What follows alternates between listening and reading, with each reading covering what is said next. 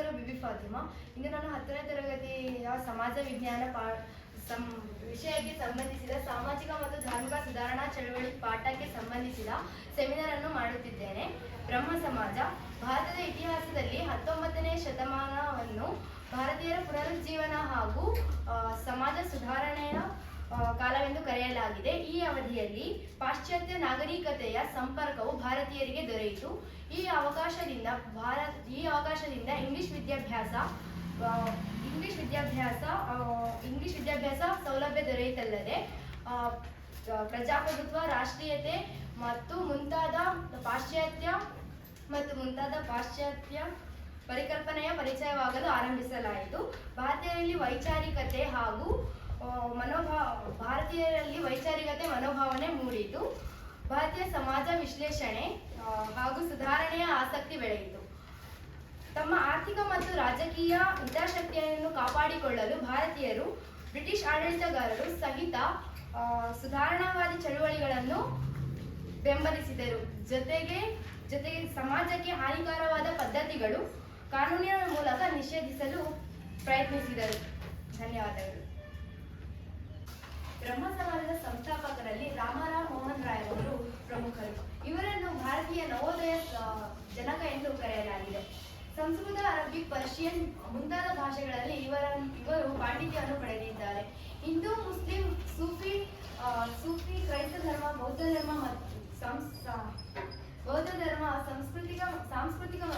ಅದರ ಸಂಸ್ಕೃತಿ ಮತ್ತು ತತ್ವಗಳನ್ನು ಹೊಂದಿದ್ದರು, ಅಧ್ಯಯನವನ್ನು ಮಾಡಿದರು. ಮೂರ್ತಿ ಪೂಜೆಯನ್ನು ಪ್ರಶ್ನಿಸಿದ ರಾಯರು ತಮ್ಮ ಸಿದ್ಧಾಂತಗಳ ಪ್ರತಿಪಾದನೆಗಾಗಿ ಉಪನಿಷತ್ತುಗಳ ಮುಂದೆ ಮಾಡಿದರು. ಆಧುನಿಕ ವಿಜ್ಞಾನ ಮತ್ತು ಇಂಗ್ಲಿಷ್ ಶಿಕ್ಷಣವು ಭಾರತದ ನವೀಕರಣಕ್ಕೆ ಅತ್ಯವಶ್ಯಕವೆಂದು ಪ್ರತಿಪಾದಿಸಿದರು. ಸ್ತ್ರೀ ಶೋಷಣೆಯನ್ನು ಅವರು ವಿರೋಧಿಸಿದರು. ಸತಿ ಪದ್ಧತಿ, ಬಾಲ್ಯ ವಿವಾಹಗಳ ವಿರುದ್ಧ ಸಂಘಟನಾತ್ಮಕ ಹೋರಾಟ ನಡೆಸಿದರು.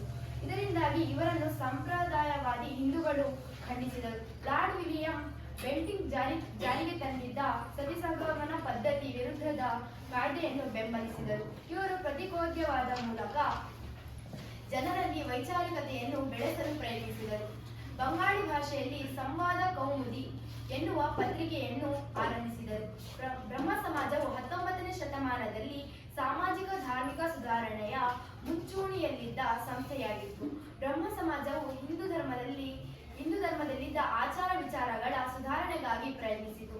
ವಿಗ್ರಹಾರಾಧನೆ ಮತ್ತು ಬಹುದೇವತಾ ಆರಾಧನೆಯನ್ನು ವಿರೋಧಿಸಿತು. ಏಕದೇವತಾ ಆರಾಧನೆಯನ್ನು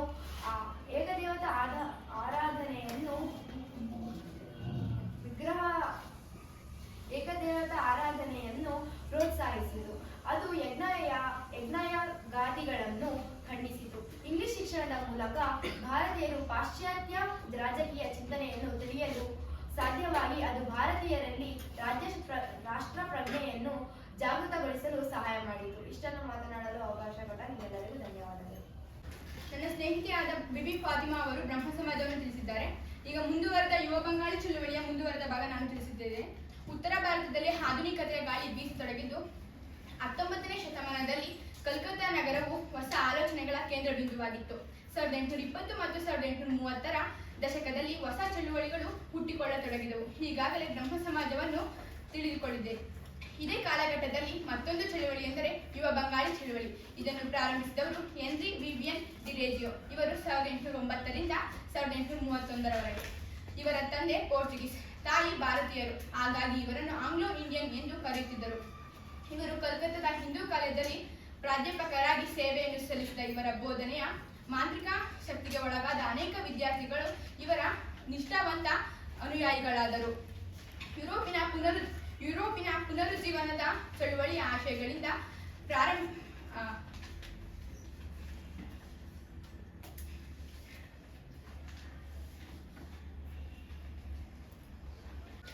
ಪ್ರಭಾವಿತಗೊಂಡಿದ್ದ ಇವರು ತಮ್ಮ ವಿದ್ಯಾರ್ಥಿಗಳು ಮತ್ತು ಸಹವರ್ತಿಗಳಲ್ಲಿ ವೈಜ್ಞಾನಿಕ ಆಲೋಚನಾ ಕ್ರಮವನ್ನು ತುಂಬುವ ಪ್ರಯತ್ನ ಮಾಡಿದರು. ಹೊಸ ಶಿಕ್ಷಣ ಕ್ರಮವನ್ನು ಜಾರಿಗೊಳಿಸಲು ಬೇಕಾದ ಪಠ್ಯಪುಸ್ತಕಗಳನ್ನು ರೂಪಿಸುವಲ್ಲಿ ವಿಶೇಷ ಶ್ರಮ ವಹಿಸಿದರು. ಪ್ರಶ್ನಿಸುವ ವೈಜ್ಞಾನಿಕ ದೃಷ್ಟಿಕೋನವನ್ನು ಮೈಗೂಡಿಸಿಕೊಳ್ಳಲು ಬೇಕಾದ ಪ್ರೇರಣೆಯನ್ನು ಒದಗಿಸುವ ಪಠ್ಯಗಳನ್ನು ತಂದರು. ಇದರಿಂದ ಅಂದಿನ ಸಂಪ್ರದಾಯವಾದಿಗಳ ಆಕ್ರೋಶಕ್ಕೆ ಗುರಿಯಾದರು. ಅಕಾಡೆಮಿಕ್ ಅಸೋಸಿಯೇಷನ್ ಎನ್ನುವ ಚರ್ಚಾ ವೇದಿಕೆಯನ್ನು ಕಟ್ಟುವ ಮೂಲಕ ಹೊಸ ಸಂವೇದನೆಗಳನ್ನು ಹುಟ್ಟುಹಾಕಿದರು. ಯುವ ಬಂಗಾಳಿ ಚಳವಳಿಯು ಪ್ರಕೃತಿ, ಮಾನವೀಯತೆ, ದೇವರು ಮುಂತಾದ ವಿಷಯಗಳನ್ನು ಕುರಿತು ಚರ್ಚೆ ಮತ್ತು ಸಂವಾದಗಳನ್ನು ನಡೆಸಿತು.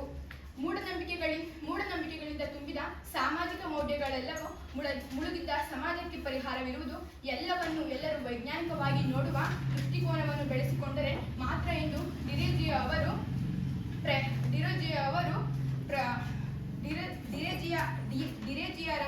ಪ್ರಚುರಪಡಿಸಲು ಪ್ರಯತ್ನ ಮಾಡಿದರು. ಮಹಿಳಾ ಹಕ್ಕುಗಳ ಪ್ರತಿಪಾದಕರಾಗಿದ್ದು ಜಾತಿ ಪ್ರೇರಿತ ಶೋಷಣೆ ವಿರೋಧಿಯಾಗಿದ್ದರು. ಇದೊಂದು ಹೊಸ ಚಳುವಳಿಯಾಯಿತು. ಇಷ್ಟೆಲ್ಲ ಮಾತನಾಡಲು ಅವಕಾಶ ಕೊಟ್ಟ ನಿಮಗೆಲ್ಲರಿಗೂ ಧನ್ಯವಾದಗಳು. ನನ್ನ ಸ್ನೇಹಿತೆಯಾದಂಥ ಕವನ ಯುವ ಬಂಗಾಳಿ ಚಳವಳಿಯನ್ನು ಮುಂದುವರೆದ ಭಾಗವನ್ನು ನಾನು ಈಗ ಆರ್ಯ ಸಮಾಜವನ್ನು ಮುಂದುವರಿಸುತ್ತೇನೆ. ಆರ್ಯ ಸಮಾಜವನ್ನು ದಯಾನಂದ ಸರಸ್ವತಿಯವರು ಸ್ಥಾಪಿಸಿದರು. ಇವರು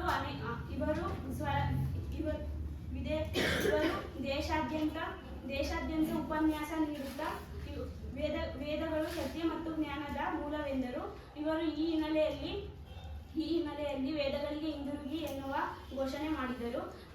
ವಿಗ್ರಹಾರಾಧನೆ ಜಾತಿ ಪದ್ಧತಿಯನ್ನು ಖಂಡಿಸಿದರು.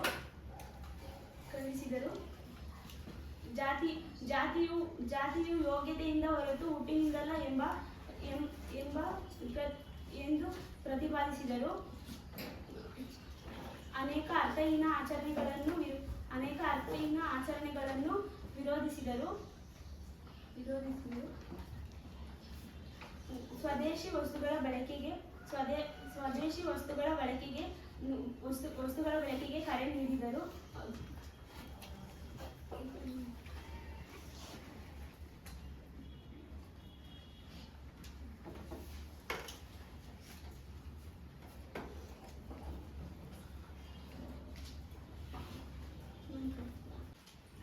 ಸತ್ಯಾರ್ಥ ಪ್ರಕಾಶ ಎಂಬುವ ಕೃತಿಯಲ್ಲಿ ಅವರ ವಿಚಾರಗಳನ್ನು ತಿಳಿಸಿದ್ದಾರೆ.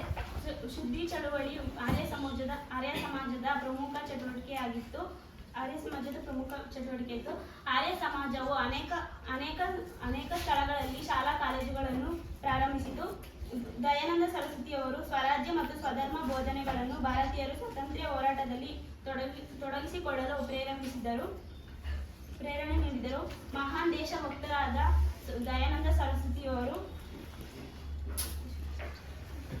ದೇಶ ಮತ್ತು ಭಾರತೀಯ ಸಂಸ್ಕೃತಿಯ ಅಭಿಮಾನಿಗಳಾದರು. ಸ್ವಾಭಿಮಾನ ಮತ್ತು ಸ್ವಾವಲಂಬನೆಯನ್ನು ಜನರಲ್ಲಿ ಮೂಡಿಸಲು ಪ್ರಯತ್ನಿಸಿದರು ಹಾಗೂ ಭಾರತೀಯರಿಗೆ ಭಾರತ ಎಂದು ಘೋಷಣೆ ನೀಡಿದರು. ಧನ್ಯವಾದಗಳು. ನನ್ನ ಸ್ನೇಹಿತೆಯಾದ ಸಿಂಚನ ಅವಳು ಮಾಡಿರುವ ಆರ್ಯ ಸಮಾಜವನ್ನು ಮುಂದುವರಿಸುತ್ತಿದ್ದೇನೆ. ಪ್ರಾರ್ಥನಾ ಸಮಾಜವನ್ನು ಆತ್ಮಾರ ಪಾಂಡುರಂಗರವರು ಮುಂಬೈನಲ್ಲಿ ಸ್ಥಾಪಿಸಿದರು. ಮಾನವ ಸೇವೆಯೇ ಪರಮಾತ್ಮನ ಸೇವೆ ಎಂಬುದು ಇದರ ನೆರಗಟ್ಟಾಗಿದೆ. ಶಿಕ್ಷಣ ಪ್ರಸಾರಕ್ಕೆ ಹೆಚ್ಚಿನ ಆದ್ಯತೆ ನೀಡಿದರು. ಡೆಕ್ಕನ್ ಶಿಕ್ಷಣ ಸಂಸ್ಥೆಯ ಮೂಲಕ ಶಿಕ್ಷಣ ಕ್ಷೇತ್ರದ ಪ್ರಗತಿಗೆ ಪ್ರಯತ್ನಿಸಿತು. ವಿಧವಾ ವಿವಾಹ, ಸ್ತ್ರೀಯರ ಶಿಕ್ಷಣ, ಅಂತರ್ಜಾತೀಯ ವಿವಾಹ, ಸಹಭೋಜನ ಕಾರ್ಯಕ್ರಮಗಳು ಪ್ರೋತ್ಸಾಹಿಸಿ ಬಾಲ್ಯ ವಿವಾಹ, ಜಾತಿ ಪದ್ಧತಿ, ವಿಗ್ರಹಾರಾಧನೆ, ಪಾದ್ರ ಪದ್ಧತಿಯನ್ನು ವಿರೋಧಿಸಿದರು. ಸಮಧರ್ಮಗಳು ಸತ್ಯದ ಪ್ರತೀಕಾರವಾಗಿದೆ, ಅವುಗಳನ್ನು ಗೌರವಿಸಿದರು. ಭಾರತ ಪುನರ್ಜೀವನ ಚಳವಳಿ ಕಾಲ ಅನಾಥಾಲಯಗಳು, ರಾಷ್ಟ್ರೀಯ ಶಾಲೆಗಳು, ವಿಧವಾಶ್ರಮಗಳು ಸ್ಥಾಪಿಸಲಾಯಿತು. ಎಂ. ಜಿ. ರನಾಡೆಯವರು ಪ್ರಾರ್ಥನಾ ಸಮಾಜವನ್ನು ಜನಪ್ರಿಯಗೊಳಿಸಿದರು. ಸಮಾಜವನ್ನು ಸುಧಾರಿಸದೆ ರಾಜಕೀಯ, ಆರ್ಥಿಕ ಕ್ಷೇತ್ರಗಳನ್ನು ಪ್ರಗತಿಯನ್ನು ಸಾಧಿಸುವುದು ಅಸಾಧ್ಯವೆಂದರು. ಹಿಂದೂ ಮುಸ್ಲಿಂ ಏಕತೆ ಪ್ರತಿಪಾದಕರಾಗಿದ್ದರು. ರನಾಡೆಯವರು ರಾಷ್ಟ್ರೀಯ ಕಾಂಗ್ರೆಸ್ನಲ್ಲಿ ಸಕ್ರಿಯ ರಾಗಿದ್ದರು. ಇವರು ಹೆಣ್ಣು ಮಕ್ಕಳ ಶಿಕ್ಷಣಕ್ಕಾಗಿ ಪ್ರೌಢಶಾಲೆಗಳನ್ನು ತೆರೆದರು. ಧನ್ಯವಾದ. ನನ್ನ ಸ್ನೇಹಿತೆಯಾದ ರಚನಾ ಮಾಡಿದ ಸತ್ಯ ಶೋಧಕದ ಸಮಾಜ ಅದರ ಮುಂದುವರಿದ ಭಾಗವನ್ನು ನಾನು ಮಾಡುತ್ತೇನೆ. ಅಲಿಗಢ್ ಚಳುವಳಿ. ಮುಸಲ್ಮಾನರು ರಾಜಕೀಯ, ಸಾಮಾಜಿಕ, ಶೈಕ್ಷಣಿಕ, ಧಾರ್ಮಿಕ, ತಾತ್ವಿಕ ವಿಚಾರಗಳನ್ನು ಬದಲಾಯಿಸಿಕೊಂಡು ಪೂರ್ವ ಪಶ್ಚಿಮಗಳ ವಿಚಾರಗಳ ಸಂಗಮ ಬೆಂಬಲಿಸುವುದು ಅಲಿಗಢ್ ಚಳವಳಿಯ ಉದ್ದೇಶವಾಗಿತ್ತು. ಈ ಚಳವಳಿಯ ನಾಯಕತ್ವವನ್ನು ಸರ್ ಸೈಯದ್ ಅಹಮದ್ ಖಾನ್ ಅವರು ವಹಿಸಿದ್ದರು.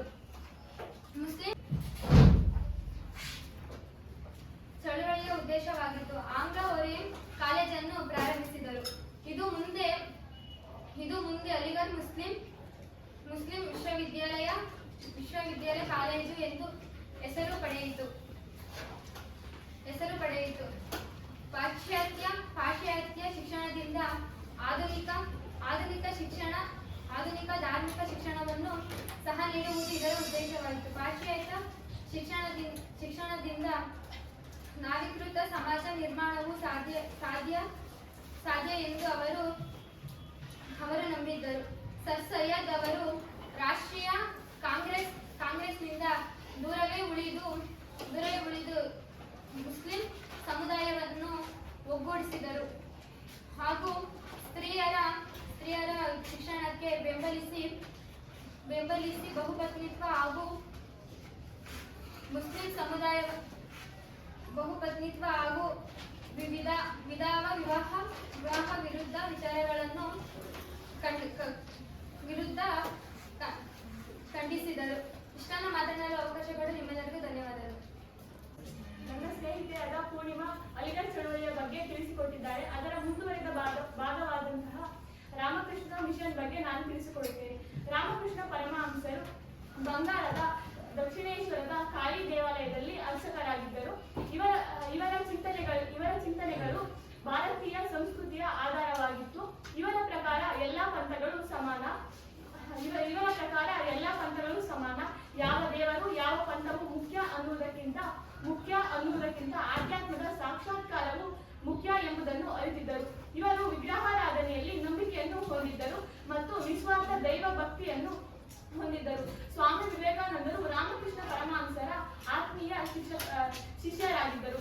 ಸ್ವಾಮಿ ವಿವೇಕಾನಂದರು ತಮ್ಮ ಗುರುಗಳಾದಂತಹ ರಾಮಕೃಷ್ಣ ಪರಮಹಂಸರ ಧ್ಯೇಯಾದರ್ಶಗಳನ್ನು ಪ್ರಚಾರಪಡಿಸಲು ರಾಮಕೃಷ್ಣ ಮಿಷನ್ ಅನ್ನು ಪ್ರಾರಂಭಿಸಿದರು. ಸರ್ವಧರ್ಮ ಸಮನ್ವಯ ತತ್ವ ಹಾಗೂ ತತ್ವ ಪ್ರಚಾರಗೊಳಿಸುವುದು ಹಾಗೂ ಅನುಷ್ಠಾನಗೊಳಿಸುವುದು ಇದರ ಮುಖ್ಯ ಉದ್ದೇಶವಾಗಿತ್ತು. ರಾಮಕೃಷ್ಣಾಶ್ರಮಗಳು ಜಗತ್ತಿನೆಲ್ಲೆಡೆ ಶಾಖೆಗಳನ್ನು ತೆರೆದಿವೆ. ಇವುಗಳಲ್ಲಿ ಪಾಶ್ಚಾತ್ಯ ಮತ್ತು ಪ್ರಾಚೀನ ಮತ್ತು ಆಧುನಿಕ ತತ್ವಜ್ಞಾನಿಗಳನ್ನು ಕಾಣಬಹುದು. ಸ್ವಾಮಿ ವಿವೇಕಾನಂದರು ಜೀವನ ಪ್ರೀತಿಯ ಮಹತ್ವವನ್ನು ತೆರೆದಿಟ್ಟು ಭಾರತೀಯರನ್ನು ಎಚ್ಚರಗೊಳಿಸಿದ ಏಕೈಕ ಸನ್ಯಾಸಿ ಎನಿಸಿಕೊಂಡಿದ್ದಾರೆ. ವ್ಯಕ್ತಿ ಹಾಗೂ ವ್ಯಕ್ತಿಯ ಇರುವಿಕೆ ಮತ್ತು ಸಾಮರ್ಥ್ಯದ ಮಹತ್ವವನ್ನು ತಿಳಿಸಿದರು. ಮೋಕ್ಷ ಪ್ರಾಪ್ತಿಗಾಗಿ ಪ್ರಾರ್ಥನೆ, ಯೋಗ, ಸಾಧನೆಗಳಲ್ಲದೆ ಸಾಮಾಜಿಕ ಸೇವೆಯು ಮುಖ್ಯ ಎಂಬುದನ್ನು ಅರಿತಿದ್ದರು. ರಾಮಕೃಷ್ಣಾಶ್ರಮವು ಶಿಕ್ಷಣ, ಸಮಾಜ ಸೇವೆಯ ಮೂಲಕ ಸಂಸ್ಕೃತಿಯನ್ನು ಮುಂದುವರಿಸಿತು.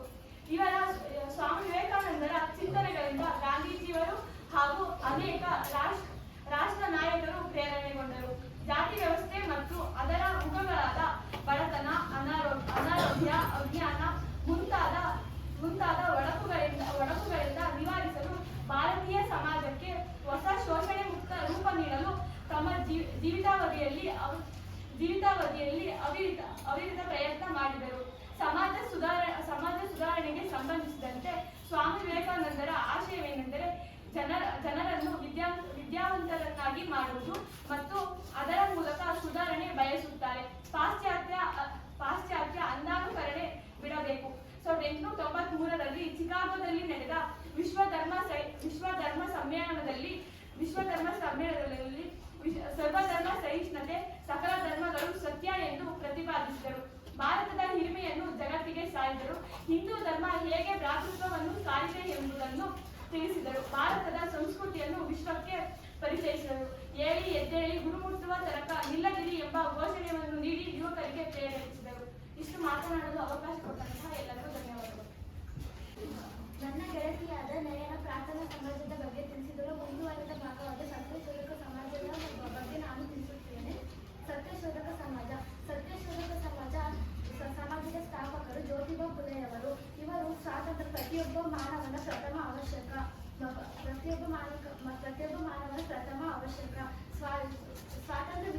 ಸ್ವಾತಂತ್ರ್ಯವಿಲ್ಲದಿದ್ದರೆ ವಿಚಾರವನ್ನು ಅಭಿವ್ಯಕ್ತಿಸಲು ಅಸಾಧ್ಯವೆಂದು ತಿಳಿಸಿದರು. ಸತ್ಯಶೋಧಕ ಸಮಾಜದ ಬೋಧನೆಗಳಾದ ಮಹಿಳೆಯರ ಶಿಕ್ಷಣಕ್ಕೆ ಪ್ರಥಮ ಹಕ್ಕನ್ನು ಕೊಡುವುದು, ಸಮಾಜದ ನ್ಯಾಯಕ್ಕಾಗಿ ಚಳವಳಿಯನ್ನು ನಡೆಸಿದರು. ಪಾನವನ್ನು ನಿಷೇಧಿಸಿದರು. ಅಸ್ಪೃಶ್ಯತ ಆಚರಣೆಗಳನ್ನು ವ್ಯಕ್ತವಾಗಿ ವಿರೋಧಿಸಿದರು. ಹೆಣ್ಣು ಮಕ್ಕಳಿಗಾಗಿ ಶಿಕ್ಷಣ ಶಾಲೆಯನ್ನು ತೆರೆದರು. ಶೂದ್ರರು ಅನುಭವಿಸುತ್ತಿದ್ದ ಗುಲಾಮಗಿರಿ ಮತ್ತು ಅದಕ್ಕೆ ಕಾರಣವಾದವರನ್ನು ಉಗ್ರವಾಗಿ ಖಂಡಿಸಿದರು. ಸತ್ಯಶೋಧಕ ಸಮಾಜದಿಂದ ಪ್ರೇರೇಪಿತರಾದ ಶಾಹು ಮಹಾರಾಜರವರು ಹಲವಾರು ಶಾಖೆಗಳನ್ನು ತೆರೆದರು ಮತ್ತು ಅದರ ಕಾರ್ಯಚಟುವಟಿಕೆಗಳನ್ನು ನಡೆಸುತ್ತಿದ್ದರು. ಈ ಸಮಾಜವು ರೈತರ ಪರವಾಗಿ ಚಳುವಳಿಗಳನ್ನು ನಡೆಸಿದೆ. ಜ್ಯೋತಿಬಾ ಫುಲೆಯವರು ಶೋಷಣೆಯ ಬಗ್ಗೆ ಗುಲಾಮಗಿರಿ ಪುಸ್ತಕದ ಮೂಲಕ ತಿಳಿಸಿದ್ದಾರೆ. ಫುಲೆಯವರ ಪತ್ನಿಯಾದ ಸಾವಿತ್ರಿಬಾಯಿ ಫುಲೆಯವರು ಸತ್ಯಶೋಧಕ ಸಮಾಜದ ಮೂಲಕ ಹೆಣ್ಣು ಮಕ್ಕಳ ಶಿಕ್ಷಣಕ್ಕೆ ಪ್ರಯತ್ನ ಮಾಡಿದ್ದಾರೆ.